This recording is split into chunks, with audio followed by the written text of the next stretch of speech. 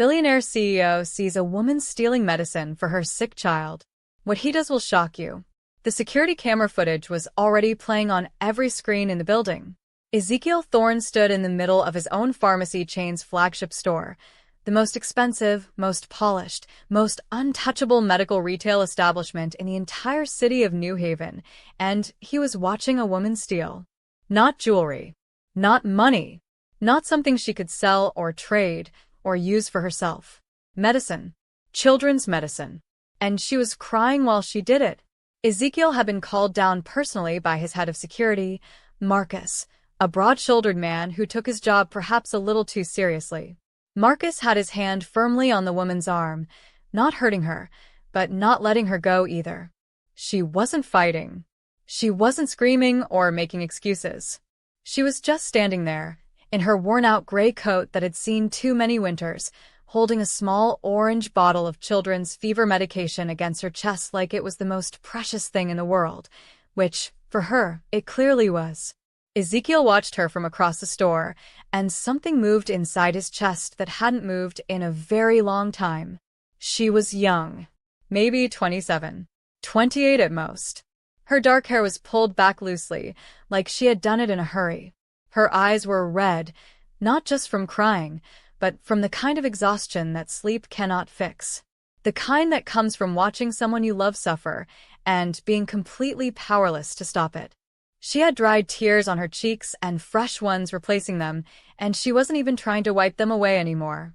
Marcus looked up, saw Ezekiel approaching, and straightened his back. "Sir, we caught her on camera in aisle 7. Slipped the bottle into her coat pocket. When I stopped her at the door, What's her name?" Ezekiel said. But he wasn't talking to Marcus. He was talking to her. The woman blinked. She looked up at him. This tall, sharp-jawed man in a charcoal suit that probably cost more than her entire apartment. And for a moment, something behind her eyes flickered. Not fear exactly. Something closer to shame. The deep, gut-wrenching shame of a person who never thought they would be standing in this moment, in this store, caught stealing a $12 bottle of medicine because $12 was something they did not have. "Naomi," she whispered. "My name is Naomi." Ezekiel looked at the bottle in her hands. Children's fever relief. For ages 2 to 6. He looked back at her eyes. And then he did something that made Marcus freeze, made the 2 nearby store employees stop breathing, and would later be described by everyone who witnessed it as the last thing any of them expected from a man like Ezekiel Thorne. He reached into his jacket pocket.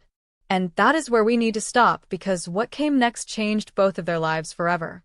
But before we get there, you need to understand who these 2 people really were. Because this story is not just about a stolen bottle of medicine. It is about 2 broken people, one unbearable night, and the kind of miracle that doesn't come from heaven. It comes from one human being choosing to truly see another. Let's go back to the beginning. Naomi Caldwell had not always been a woman who cried in pharmacy stores. There was a time, not so long ago that she couldn't remember it, but far enough away that it felt like someone else's life, when she had been the kind of woman who laughed loudly at dinner tables, who stayed up late reading books just for the joy of it, who made her own birthday cakes from scratch every year because she loved the ritual of it. She had been bright. Hopeful. The kind of person who believed, deeply and without apology, that if you worked hard enough and loved fiercely enough, life would eventually be kind to you. That woman still lived somewhere inside her. But she was buried now. Buried under 18 months of grief, debt, single parenthood, and the specific and crushing kind of loneliness that comes from losing your partner suddenly.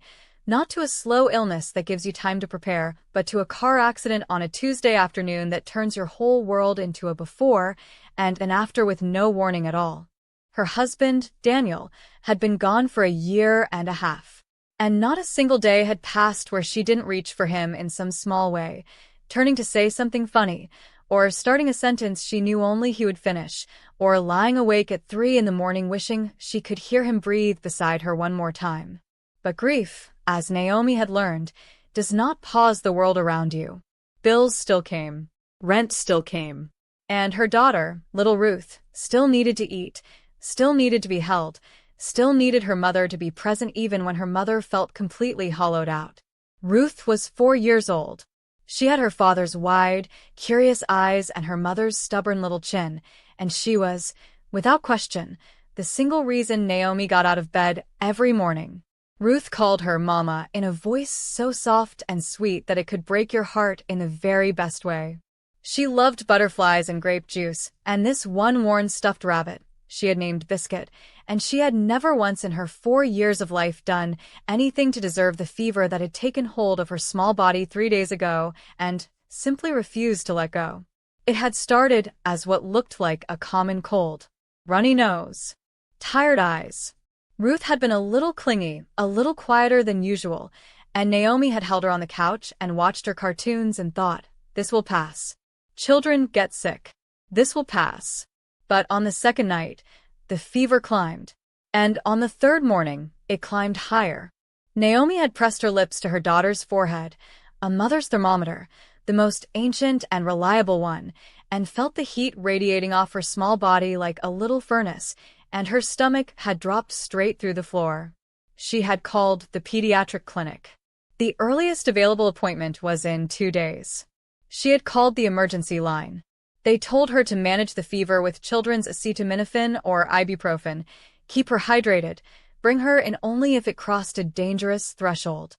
So Naomi had gone to do the one simple, straightforward thing that stood between her daughter and danger. She had gone to buy the medicine.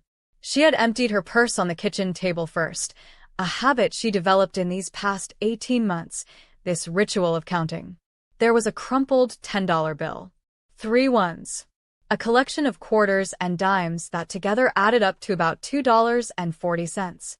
Her bank account, she already knew, held exactly $11.17, and her next paycheck from the restaurant where she worked part-time would not come until Friday, for days away. The bottle of children's fever medicine at Thorne's pharmacy cost $12.49. She was short. By how much exactly depended on which coins she recounted, but however she arranged them, she was short.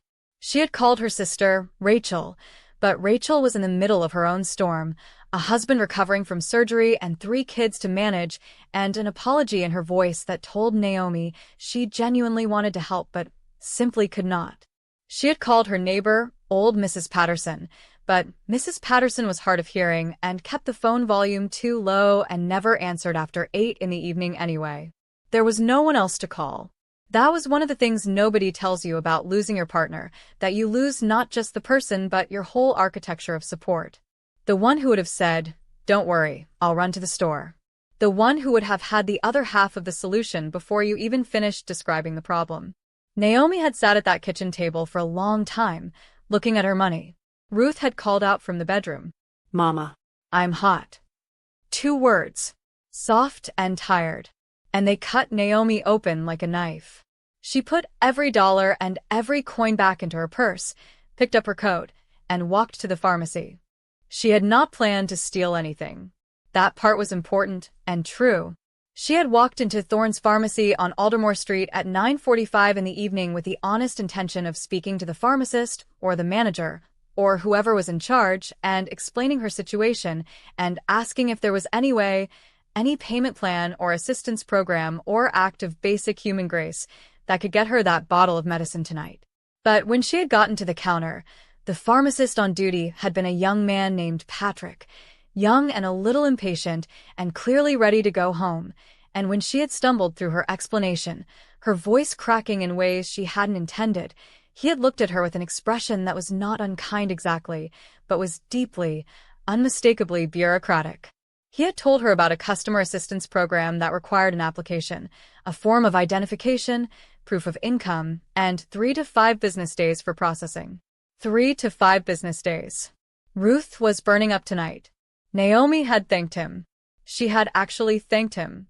She had walked away from the counter and down aisle 7, and she had stood in front of the shelf of children's medicines, and she had picked up the bottle, and she had read the label even though she already knew what was in it, and she had looked at the price sticker, and something inside her, something that had been holding on by the thinnest thread for 18 months, had simply snapped.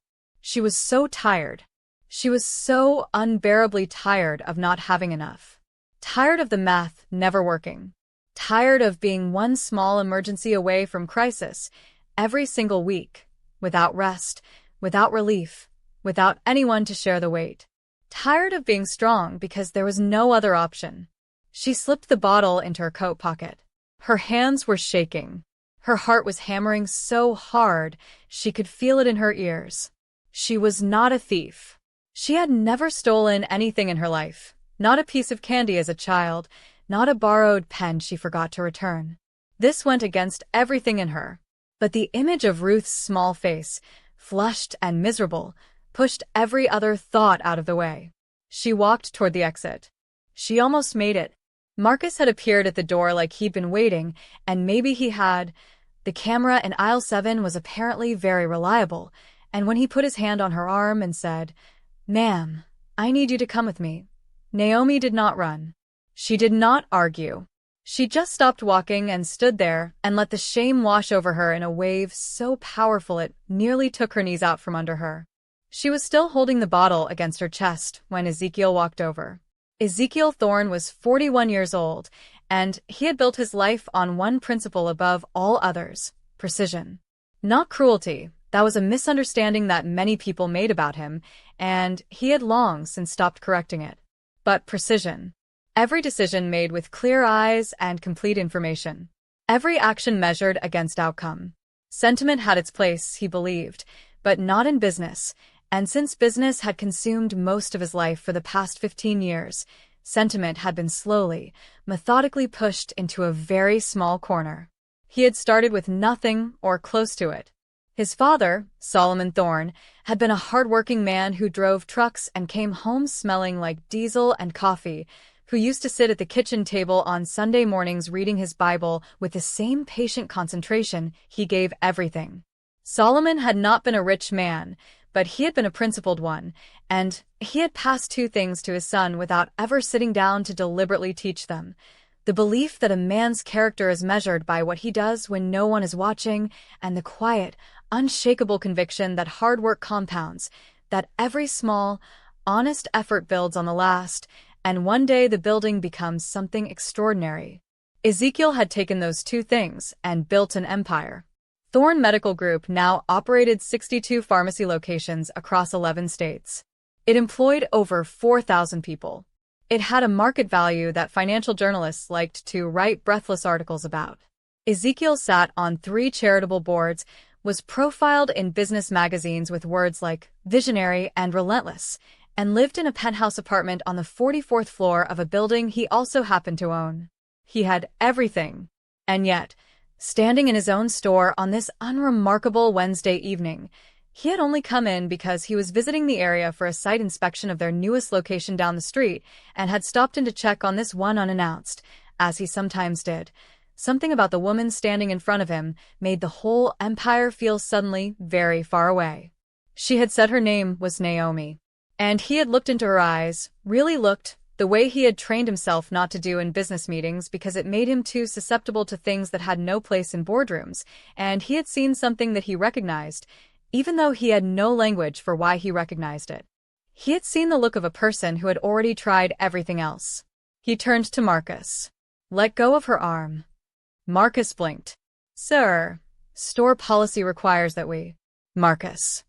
His voice was quiet. Quiet in the specific way that his employees had learned to recognize as far more serious than shouting.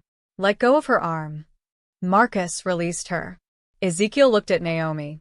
"How old is your child?" She stared at him. The question had clearly not been what she was bracing for. "4," she said after a moment. "She's 4 years old. And she has a fever." It wasn't a question. He had already understood the situation from the moment he walked over and saw what was in her hand. He just needed her to know that he understood it. Naomi's jaw tightened. She nodded once. The motion was stiff and proud and heartbreaking all at once. The nod of a woman who was absolutely not going to cry in front of this man any more than she already had, no matter what happened next. How long has she had it? 3 days. Ezekiel was quiet for a moment. Then he looked at Marcus again. "Pull her receipt for this item." Marcus frowned, confused. "She doesn't have a receipt, sir." "She pulled a receipt for this item," Ezekiel said again. Ring it through on the house account. She purchased it. Find it in the system. The silence that followed was the kind that fills a room completely.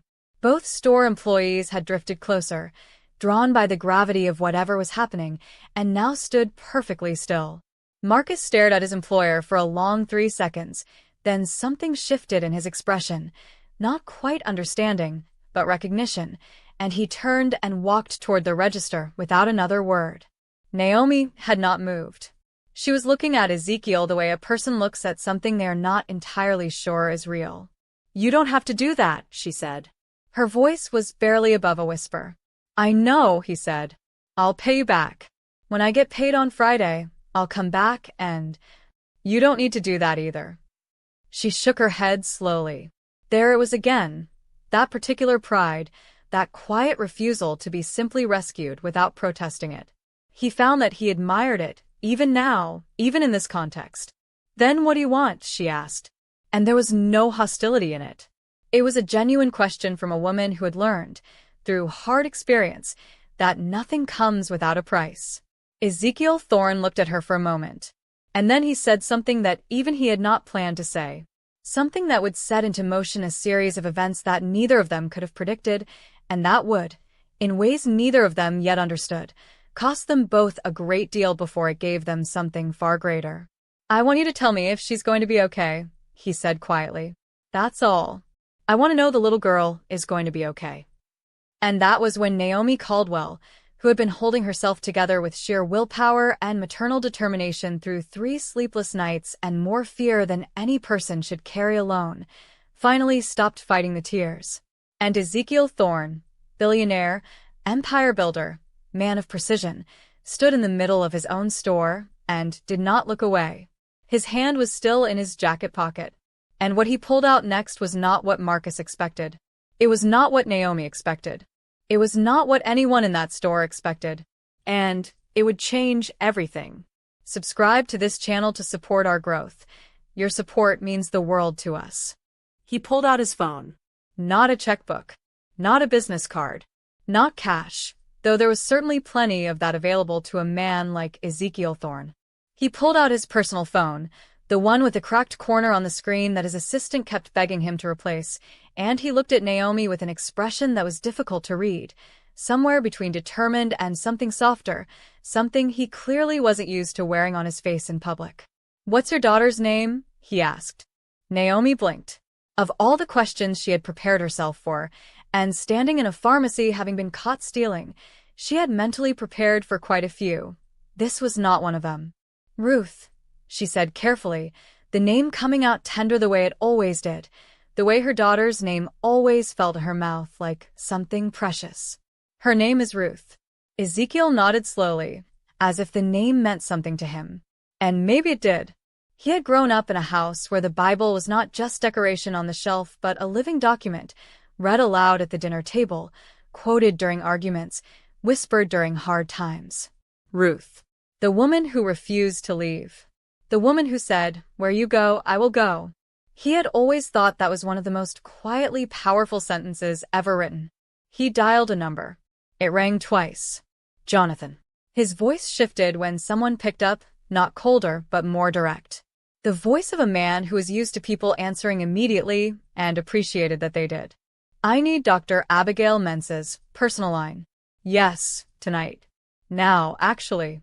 Naomi stared at him. "What are you? Who are you calling?" "The best pediatric physician in this city," he said simply, as if this were a completely ordinary thing to do at 10 o'clock on a Wednesday night in a pharmacy where, 20 minutes ago, she had been caught shoplifting. "You can't just," she started. "Her name is Dr. Abigail Mensa," he said, glancing up at her briefly. "She trained at Johns Hopkins. She's been practicing for 19 years. She has 3 children of her own, which I always thought made her better at her job, not worse." He paused, listening to his phone. "She's also a personal friend. She will not mind." "It's almost 10 o'clock at night," Naomi said, and even as she said it she was aware of how strange it was that she was defending a stranger's sleep schedule in this moment. "Abigail once called me at 2 in the morning to argue about a hospital funding decision," Ezekiel said, and the corner of his mouth moved. just barely, just for a second, in something that might have been a shadow of a smile. "I think we're even."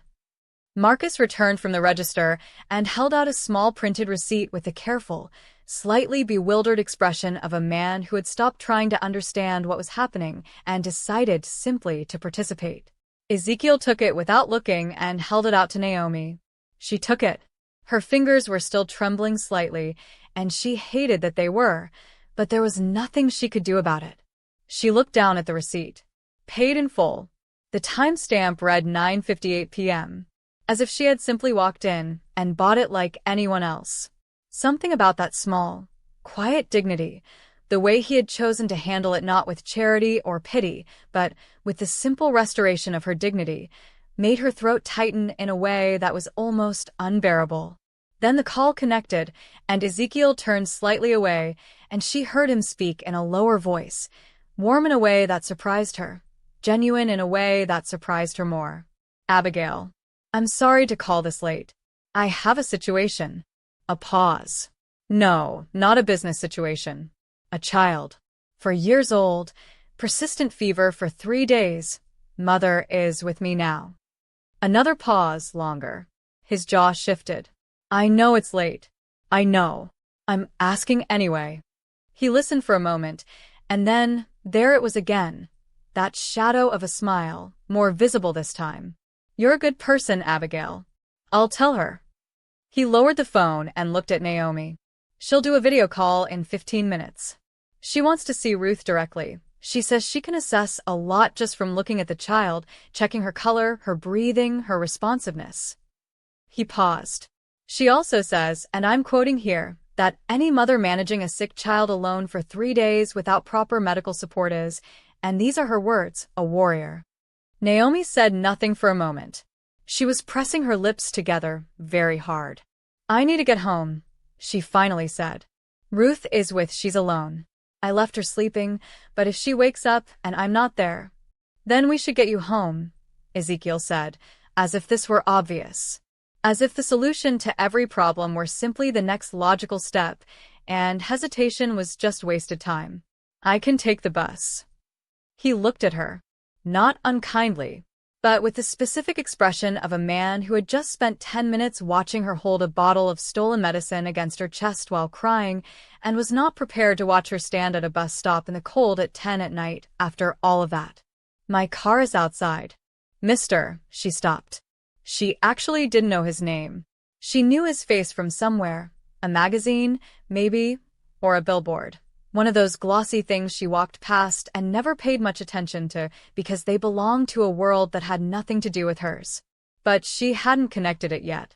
"I don't even know your name." "Ezekiel," he said. And then, after a brief pause, as if he were making a small deliberate choice to be a person rather than a title, "Zeke. My father called me Zeke." Something about the way he said it, "My father called me Zeke," past tense, soft tense, told her something about him that no magazine profile ever would. She filed it away, without meaning to. "I don't take rides from strangers," she said. "You were just prepared to take a criminal record for your daughter," he said. Not cruelly, just factually, with a kind of direct honesty that she found oddly refreshing after a world full of people who wrapped hard truths in so much softness that the truth got lost entirely. "A car ride is considerably safer." She looked at him for a long moment. Then she looked at the receipt in her hand. Then she looked at the door, beyond which the night was cold, and the buses ran every 40 minutes this late, and Ruth was at home alone running a fever. "Okay," she said quietly. "Thank you." The car was black and silent and warm in the way that expensive cars are warm, not just heated, but insulated from the world in a way that felt almost surreal to Naomi, who was used to the rattling, drafty reality of public transportation and her own aging second-hand car that had broken down 4 months ago and that she hadn't yet had the money to fix. She sat in the back seat with her purse in her lap and the medicine bottle in her coat pocket, her receipt-backed, legitimately paid-for medicine bottle, and watched the city move past the window and tried to process what had just happened to her in the last 30 minutes. Ezekiel sat on the other side of the back seat, not close, not hovering, giving her space in a way that felt deliberate and considerate. He had his phone out again, but he wasn't making calls. He was doing something else. She couldn't see the screen, but his expression had settled into something quieter, more inward. "Can I ask you something?" she said, before she had fully decided to. He looked up. "Yes." "Why did you do that?" She meant all of it, the receipt, the phone call, the car, but mostly she meant the way he had looked at her. The way he had chosen, in front of his own employees, to handle the situation not as a CEO protecting company inventory, but as something else entirely. As a human being responding to another human being. He was quiet for a moment. Outside, a traffic light turned red and the car stopped, and the red glow came through the window and fell across his face, and she thought, not for the first time tonight, that he looked tired in the same way she was tired. Not from lack of sleep, but from something deeper. The kind of tired that lives in the bones. "My mother's name was Miriam," he said. "She waited. She raised my brother and me alone after my father passed. I was 9. My brother was 6. He looked out the window at the red light. "There was a winter, I was about 11, where things got very bad. Bills. She worked 2 jobs, but it wasn't enough. I remember, one evening she thought we were both asleep, and I wasn't. I heard her in the kitchen." He paused. "She was on the phone trying to figure out how to get my brother's asthma medication. She had the money for food or the money for the medication. Not both." The red light turned green. The car moved forward. "What did she do?" Naomi asked softly. "She bought the medication," he said. "We ate very little that week." He looked back from the window, directly at her. "I never forgot that. What it costs a mother to be in that position. The kind of impossible math that nobody should have to do." The car was very quiet. "When I see a woman standing in a pharmacy, holding medicine for her sick child," he said, "I do not see a thief." His voice was even and steady. "I see my mother." Naomi looked down at her lap. She was absolutely not going to cry again. She had a strict policy, newly implemented as of tonight, about crying in front of this particular man. She was already significantly over her limit. "I'm sorry about your father," she said. "I'm sorry about whoever you lost," he said. She looked up sharply. He met her eyes with a steadiness that told her he wasn't guessing. He had seen it, the way grief sits on a person, the particular loneliness of it that those who have carried it themselves can recognize like a familiar scar. "My husband," she said. 18 months ago. He nodded slowly. He did not say "I'm sorry" again, because he had already said it, and he was not a man who repeated himself for the sake of filling silence. The silence between them now was not uncomfortable. It was the particular silence of 2 people who understand each other's pain without needing to excavate it. The car turned onto her street. Her apartment building was a 5-story walk-up on Clement Avenue that had once, probably 30 years ago, been a nice place to live. The brick was the color of dried rust, and the front entrance light had been flickering for 6 weeks despite her 3 requests to the building manager, and there were 2 broken steps on the second-floor landing that she had learned to step over automatically without thinking. It was small, and it was tired, and it was home, and she felt the familiar mix of love and sadness that she always felt when she looked at it. Love because Ruth was inside it, sadness because Daniel would never walk through its door again. She reached for the door handle. "Naomi." She paused. Ezekiel was holding his phone out toward her. Dr. Abigail Mentz's number was already pulled up on the screen, saved as a contact. "In case she gets worse tonight," he said. "Abigail knows to expect her call. She'll pick up." Naomi looked at the phone, then at him. "You barely know me." "I know enough," he said simply. She took his phone and typed her own number into it, and then handed it back. "In case you want to know how she is," she said quietly. "Ruth. In case you want to know she's okay." Something moved across his face, quick and unguarded, there and gone before she could name it. He looked down at the number in his phone, and she could see, even in the dim light of the car, that the name she had typed was simply Naomi. "Ruth's mom." "Go take care of your daughter," he said. His voice was steady. But there was something in it now, something careful and new, like a door that has been closed a very long time and has just been opened a single inch. She got out of the car. She walked to the entrance of her building, and she used her key, and she pushed through the door. And then, just before the door swung shut behind her, she turned back. The black car was still there. Still parked. He hadn't left yet. He was waiting to make sure she got inside safely.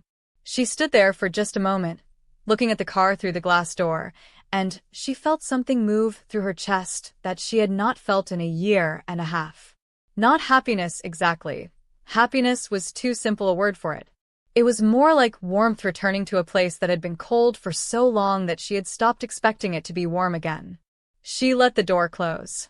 She climbed the stairs, stepping over the broken second-floor step automatically, and when she pushed open the door of apartment 3C and saw Ruth curled on the couch exactly where she had left her, Biscuit the rabbit tucked under her arm, cheeks flushed but breathing steadily, Naomi sat down on the edge of the couch and pressed her lips to her daughter's forehead and held them there for a long moment.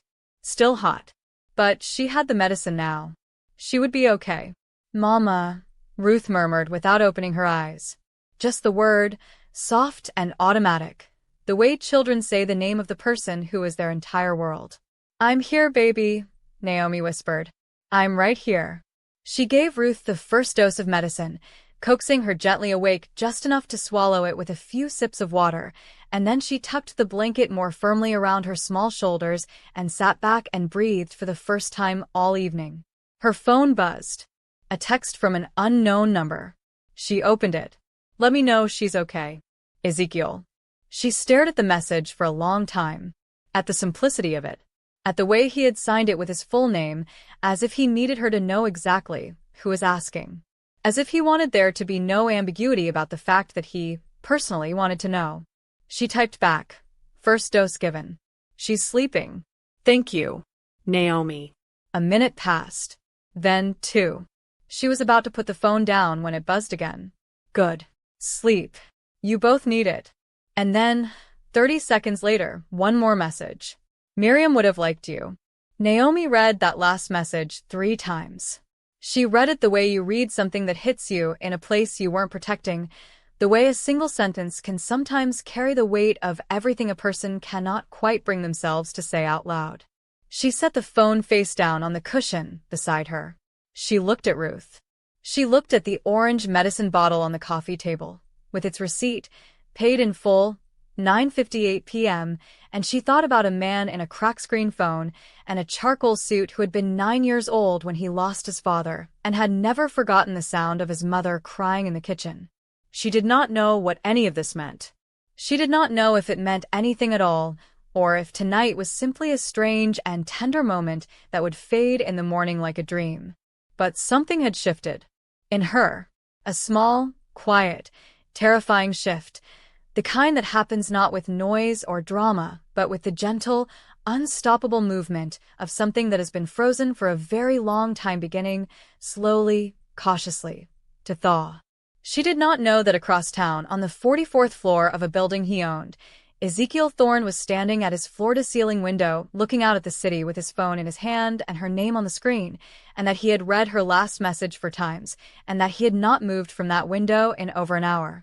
She did not know that his assistant, Jonathan, had sent him 3 emails marked urgent that were sitting completely unread. She did not know that for the first time in longer than he could remember, Ezekiel Thorne was not thinking about business at all. And she did not know, could not possibly know yet, that in 3 days, he would do something that would not just shock her. It would change the entire course of her life. And his. But first, morning had to come. And morning, for Naomi Caldwell, was about to bring something she was not ready for. Subscribe to this channel to support our growth. The morning came the way hard mornings always do, quietly, without warning, and with complete indifference to the fact that you are not ready for it. Naomi woke up on the couch. She hadn't meant to fall asleep there. She had sat down beside Ruth just to watch her breathe for a few minutes, the way mothers of sick children do, that ancient, exhausting vigil, and somewhere between one breath and the next, her body had simply surrendered. 18 months of holding everything together had a way of collecting its debt the moment you stopped moving. She sat up slowly. Her neck ached. The apartment was filled with the pale gray light of early morning, and for one single, merciful second before full consciousness arrived, she felt nothing. No grief. No fear. No weight. Then it all came back the way it always did. She reached over immediately and touched Ruth's forehead. The fever had broken. Naomi closed her eyes.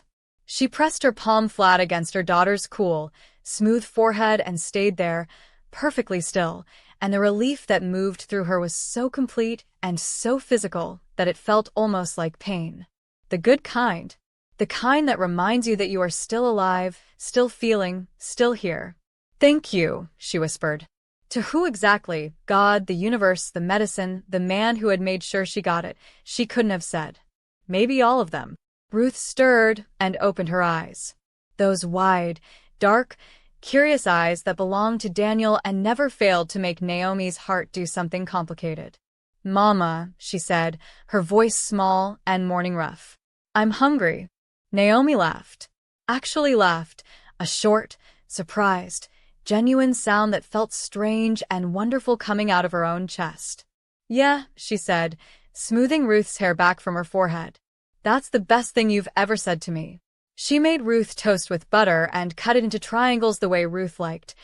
Always triangles, never squares. This was a non-negotiable condition of breakfast, and sat at the kitchen table watching her daughter eat with a focused, serious energy of a child whose appetite had returned after days of absence, and she thought, "Okay. We made it through another one. We are okay." Her phone was on the table. She looked at it. She thought about the message from last night. "Miriam would have liked you." She had read it again this morning before she was fully awake, in that honest, unguarded space between sleep and consciousness, where you respond to things with your real feelings before your careful feelings have time to get dressed and show up. Her real feeling, she had discovered in that unguarded moment, was that she wanted to tell him Ruth was better. Her careful feeling, arriving shortly afterward, was that she should probably think about that. She was still thinking about it when someone knocked on her door. She was not expecting anyone. That was the first thing. The second thing was the knock itself, not the casual rap of a neighbor or the impatient bang of the building manager, but something measured and deliberate. 3 knocks. Evenly spaced. The knock of a person who is confident they are in the right place but is trying to be respectful about it. Naomi tied her robe tighter, ran a hand through her hair in the way that accomplishes nothing but feels necessary, and went to the door. She looked through the peephole. There was a woman on the other side. Tall, somewhere in her 50s, with close-cropped natural hair and reading glasses pushed up on her forehead and a warm brown coat, and the specific kind of calm, steady face that belongs to people who have spent their careers being the most competent person in the room. She was holding a medical bag. Naomi opened the door. "Naomi," the woman said, and her voice was exactly like her face, warm and direct and completely unhurried. "I'm Dr. Abigail Mensah. Ezekiel called me this morning." A pause, and then something softened around her eyes. He was very insistent. Naomi stared at her. I texted him that the fever broke. I thought. A broken fever in a child who has been sick for 3 days still warrants a proper examination, Dr. Mensah said, in the tone of a woman who has said variations of this sentence 10,000 times and means it every single one. "May I come in?" Naomi stepped back from the door. She let the doctor in. She watched Dr. Abigail Mensah set her bag down on the coffee table with the quiet efficiency of someone completely at home in the middle of other people's crises, and she thought about the fact that Ezekiel Thorne had called his personal friend, a Johns Hopkins-trained pediatrician, and sent her to a walk-up apartment on Clement Avenue on a Thursday morning to check on a 4-year-old he had never met. For no reason. For no angle. For nothing in return. Ruth, who was normally cautious about strangers, looked at Dr. Mensah for a long moment across the rim of her toast triangle. Then she held the toast out toward her. An offering. Ruth's highest expression of trust and welcome. Dr. Mensah smiled, a real one, the kind that reaches all the way up. "Thank you, sweetheart. You keep it. Let me just take a look at you." The examination took 20 minutes. Naomi sat on the edge of the armchair and watched Dr. Mensah work, checking Ruth's temperature, her throat, her lymph nodes, listening to her lungs with a stethoscope that Ruth found deeply interesting and immediately tried to touch, and she was struck, not for the first time this morning, by the feeling that she had somehow stepped sideways out of her real life and into someone else's.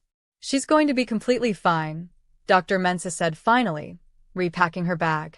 The fever was viral. Her body fought it well. Keep up the medication for another 48 hours. Make sure she drinks enough water, and she should be back to full chaos within the week. Ruth, who had been listening with the solemn attention of someone following a conversation about themselves, nodded as if this confirmed information she already had. Naomi exhaled. Thank you. Seriously. What do I owe you? Dr. Mensah looked at her with an expression that was kind and firm in equal measure. Nothing. She clicked her bag shut. Ezekiel covered it. He can't just. He already did.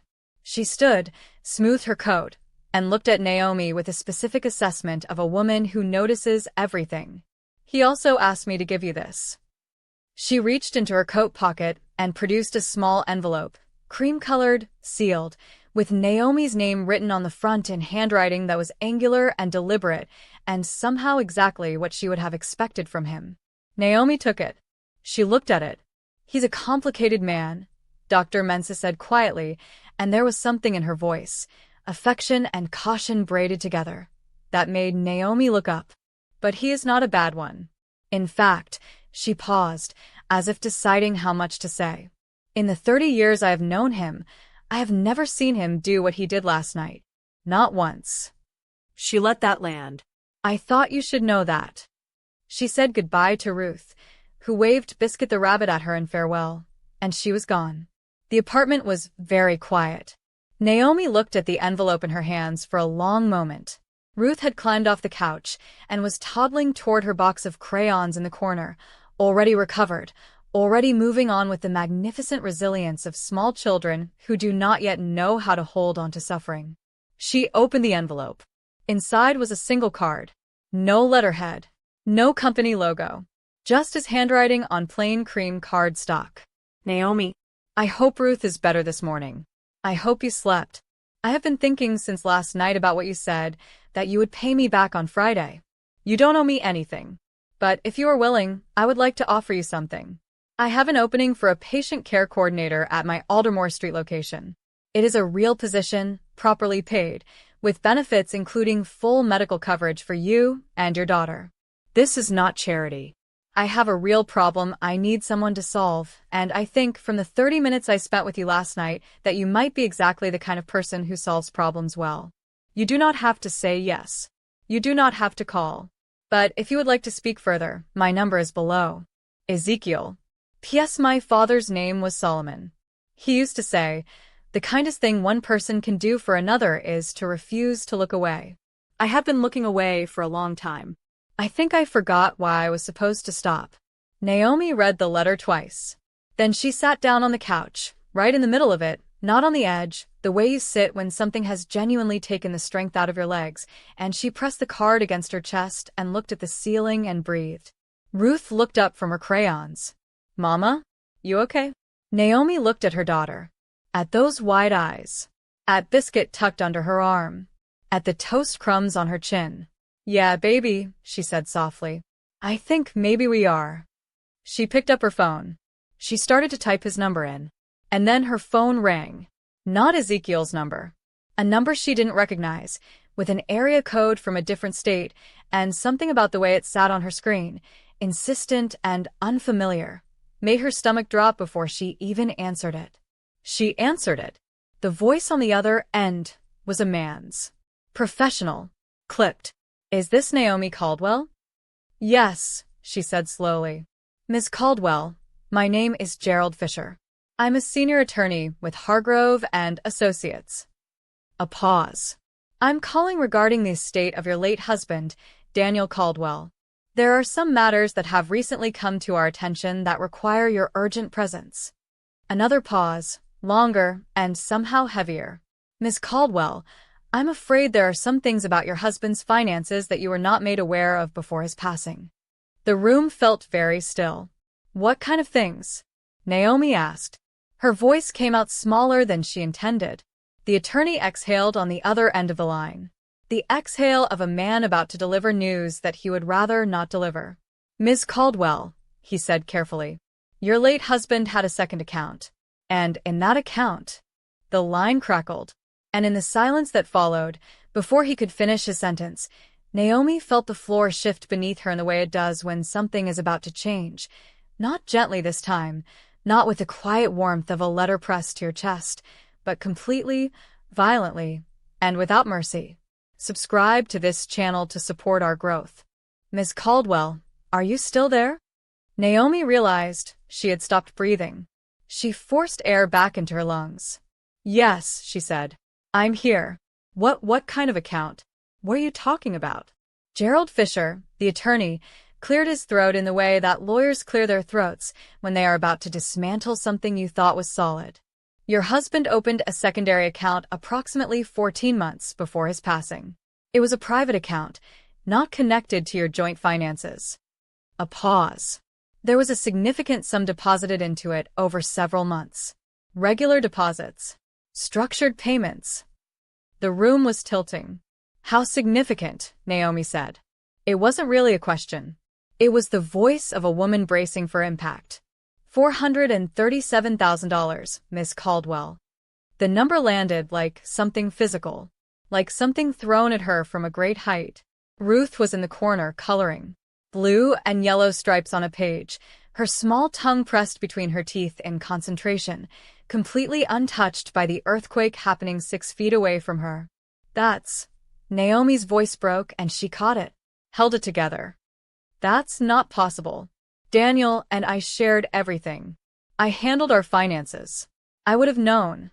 The account was registered under a different name, Mr. Fisher said carefully. A business name. Caldwell Provision Group. It was never flagged to you directly. He paused again. Mrs. Caldwell, I need you to understand that I am not calling to cause you distress.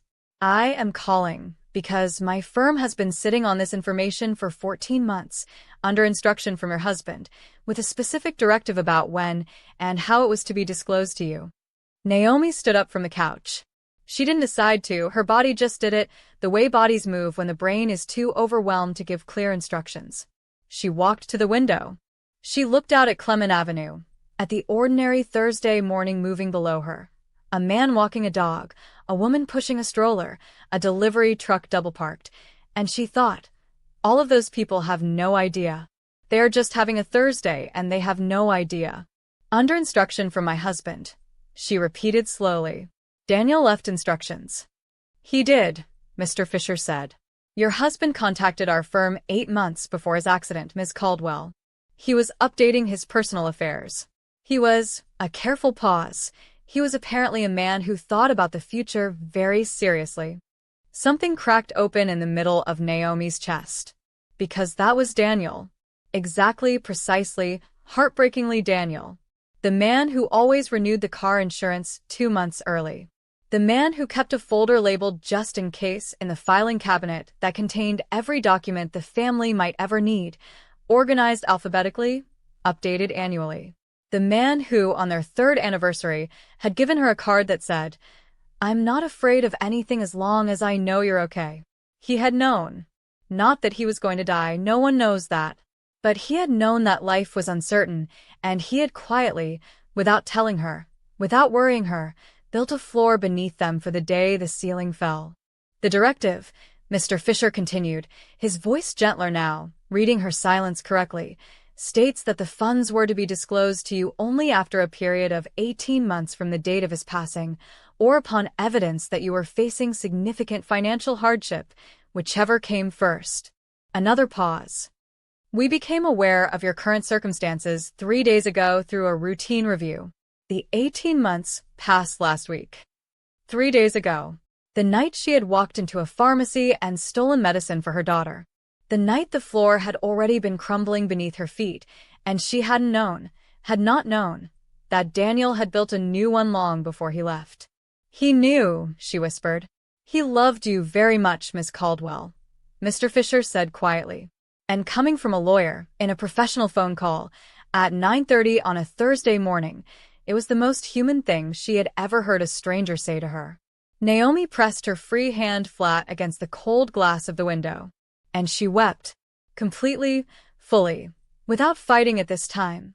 Great, silent, shaking sobs that she tried to keep quiet so Ruth wouldn't hear, her forehead against the glass, her eyes closed, Daniel's name somewhere inside every breath she took. Not from pain this time. Or not only pain. From the particular, devastating, overwhelming grief of being loved so completely by someone who is no longer there to see you receive it. He had thought of her. Even then, even while she hadn't known to worry, he had been thinking of her. Ruth appeared at her side, small hands on her leg. "Mama's crying," she announced, with the grave diagnostic certainty of a 4-year-old. Naomi wiped her face. She looked down at her daughter, at Daniel's eyes looking back at her. "Happy crying," she managed. "Sometimes mamas cry when something is very, very good." Ruth considered this. Then she held up Biscuit the rabbit, her highest offering, her answer to all problems. Naomi took Biscuit. She held that worn, floppy stuffed rabbit against her chest, and she laughed through her tears, and it was the most broken and most whole she had felt in 18 months. She called Ezekiel 2 hours later. She had spent those 2 hours in a kind of quiet storm, talking further with Mr. Fisher, arranging a meeting for the following week, sitting on the floor of the kitchen with Ruth in her lap, reading picture books, while her mind processed and reprocessed everything she had learned.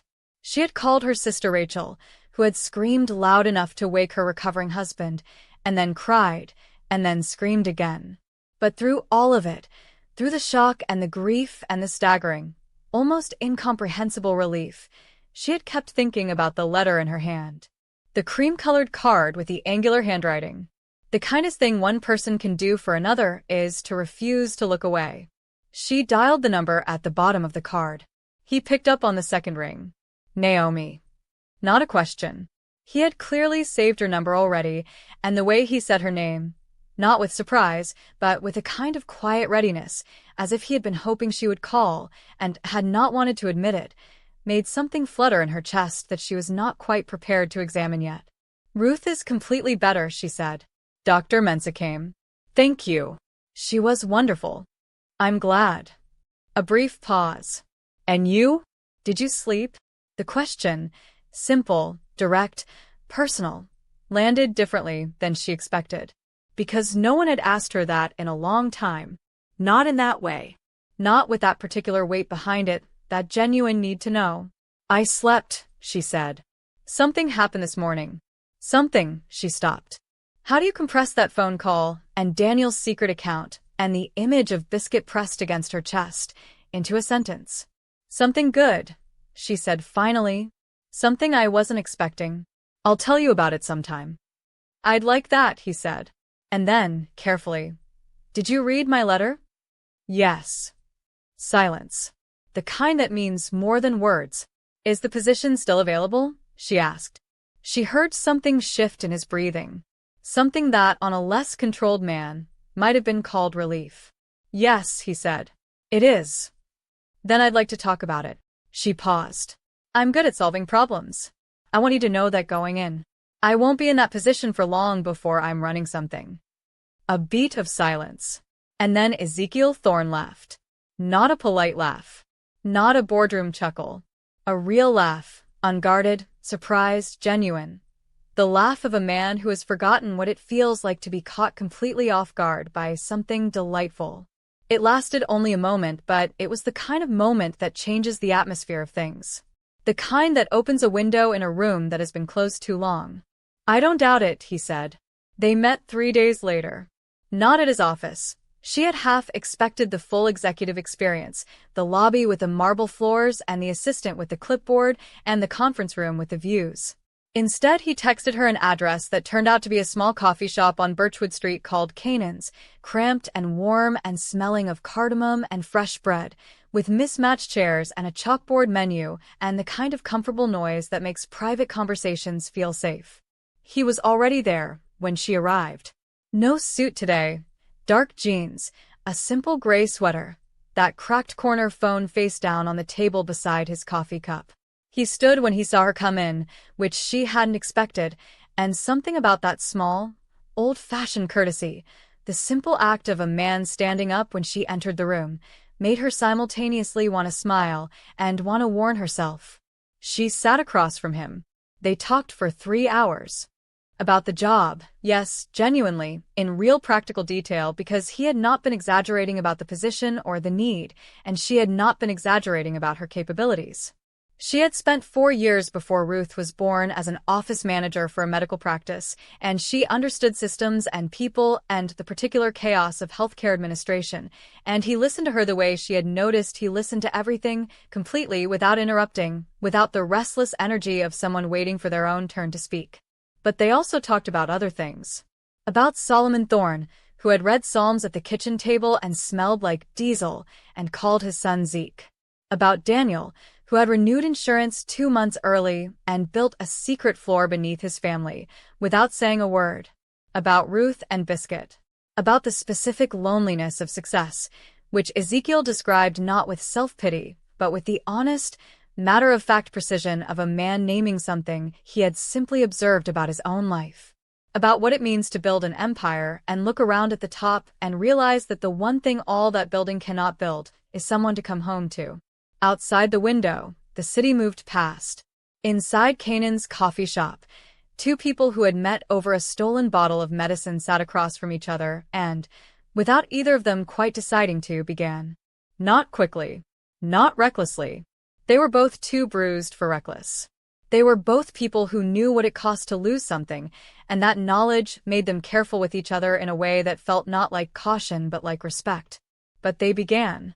6 months later, Naomi Caldwell stood in the Aldermore Street location of Thorne Medical Group as its director of patient care operations, a position that had not existed before her and that had been essentially built around the particular shape of her skills. She had reorganized 3 departments, implemented a patient assistance program that allowed families in financial hardship to access medication without paperwork delays of 3 to 5 business days, and had recently proposed an expansion of the program to all 62 locations in the Thorne network. Ezekiel had approved it without changing a single word of the proposal. Ruth had started preschool.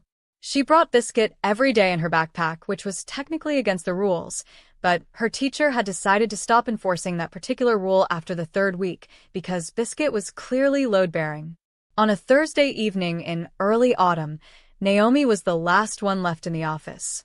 She was finishing the expansion proposal when her office door opened and Ezekiel leaned against the frame in that particular way he had, not entering without permission, never assuming, always this careful, deliberate respect for her space that she had come to recognize as one of the truest things about him.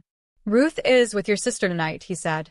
"She is," Naomi said, without looking up from her screen. "I thought," he said carefully, "that we might have dinner. If you wanted." She saved her document. She closed her laptop. She looked up at him. This man who had looked at her in a pharmacy when she was at her lowest and had refused, absolutely refused, to look away, and she thought about Solomon Thorne reading Psalms at the kitchen table. She thought about Daniel's secret floor. She thought about how the worst night of her life had somehow, inexplicably, been the night the rest of her life began. "I want," she said simply. He smiled. Slowly. Fully. The way the sun comes out after a very long winter. Not dramatic, not sudden, just warm and steady and completely, quietly transforming everything it touches. He held out his hand. She took it.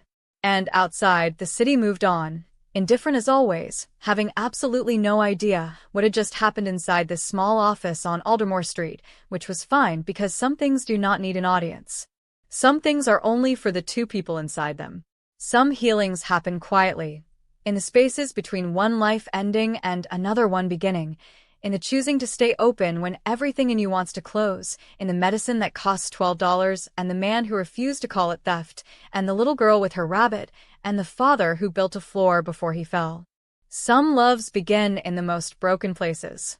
And those, it turns out, are the ones that hold. Thank you for watching this story all the way to the end. If this touched your heart, please subscribe to this channel to support our growth. Every subscriber helps us bring more stories like this one to life. Share this with someone who needs to feel something beautiful today.